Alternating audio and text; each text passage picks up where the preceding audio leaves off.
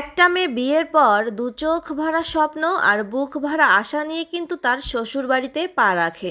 সে কিন্তু প্রথম প্রথম তার শাশুড়িকে মাই ভাবতে থাকে, শাশুড়ির মাঝেই নিজের মাকে খুঁজে পাওয়ার বড্ড বেশি চেষ্টা করে। কিন্তু আমাদের সমাজের শাশুড়ি মায়েরা কি এতটাই বোকা যে ছেলের বউকে নিজের মেয়ে বানিয়ে রাখবে? আসলে একটা কথা মানতে কষ্ট হলেও কিন্তু এটাই সত্যি। বেশিরভাগ পরিবারে ছেলেদেরকে বিয়ে করানো হয় বাড়তি একটা কাজের লোক বাড়িতে আনার জন্য।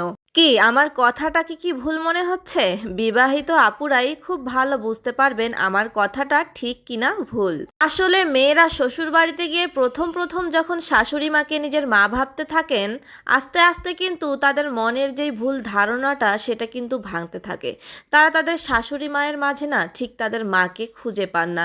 তারা অনেক চেষ্টা করেন কিন্তু ব্যর্থ হন শেষ পর্যন্ত। আসলে শাশুড়ি মায়েরা না তাদের ব্যবহার, আচার আচরণ এবং কথার আঘাতে বুঝিয়ে দেয় যে শাশুড়িরা আসলে শাশুড়িই হয়, শাশুড়িরা কখনো মা হতে পারে না। আসলে মানুষ মাত্রই ভুল, মানুষ তো ভুল করতেই পারে, তাই না? তেমন ছেলের বউও কিন্তু ভুলের ঊর্ধ্বে নয়।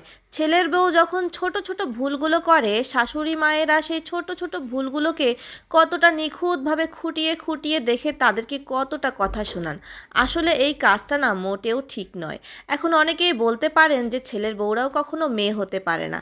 আসলেই ছেলের বউরাও মেয়ে হতে পারে না। যদি তাদেরকে মেয়ে বানিয়ে নেওয়া যায় তাহলে কিন্তু সত্যিই তারা মেয়ের থেকেও বেশি কিছু হতে পারে। আসলে একটা মেয়ে কখনোই শ্বশুর বাড়িতে গিয়ে প্রথম প্রথম খারাপ হয় না। আসলে সে আস্তে আস্তে শ্বশুর বাড়ির মানুষগুলোর খারাপ আচরণ এবং তার প্রতি করা তাদের অপমান, অবহেলা এবং অযত্নই আস্তে আস্তে তাকে খারাপ হতে বাধ্য করে।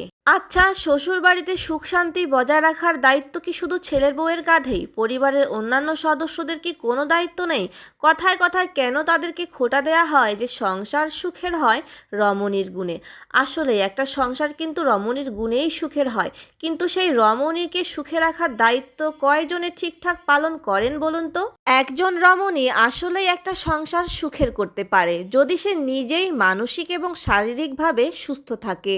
এমনও অনেক মেয়েকে দেখেছি শ্বশুর বাড়িতে সারাটা দিন অক্লান্ত পরিশ্রম করে রান্না বান্না করে, শেষ পর্যন্ত কিন্তু তার পাতেই ভালো খাবারটুকুও জোটে না। তাকে দিয়ে সংসারের সমস্ত কাজ করিয়ে নেওয়ার বেলায় শাশুড়ি মায়েদের কত আগ্রহ, কিন্তু খাবার বেলা তার পাতে ভালো একটা মাছ কিংবা মাংসর পিস তুলে দিতে তাদের কতটা কৃপণতা।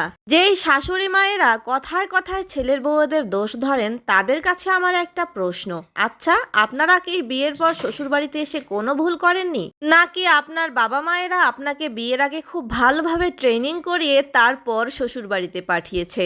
একটা কথা সব সময় মনে রাখবেন, ভুল কিন্তু ছোটরাও করে বড়রাও করে, ভুল কিন্তু সবাই করতে পারে, কিন্তু আমরা ছোটরা না বড়দের ভুলগুলো সহজে ধরি না।